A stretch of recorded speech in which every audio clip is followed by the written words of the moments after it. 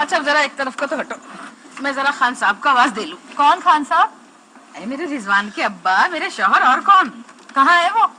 बस यहाँ से तीसरे डिब्बे में बैठे।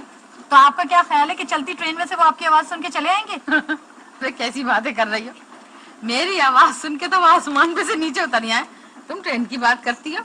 अच्छा हटो भी। अरे रिजवान के अब्बा, रिजवान के अब्बा, जरा इधर तो आना, यहाँ तो आओ। बस देखो अब आते ही होंगे। हाँ, सर्कस में काम करते हैं, आते ही होंगे। तौबा है, ये क्या तमाशा हो रहा है?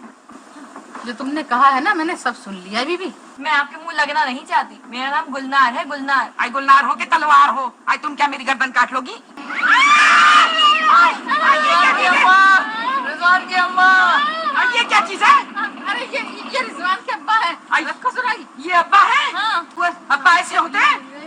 हाँ तो और कैसे होते हैं? ये तो बहु बाटा लग रहा है मुझे। अरे तुमने पुकारा तो मैं चला आया। बहुत अच्छा किया रिजवान के अब्बा। देखो मैं ना कहती थी कि मैं आवाज दूंगी तो फौरन चले आएंगे। आगे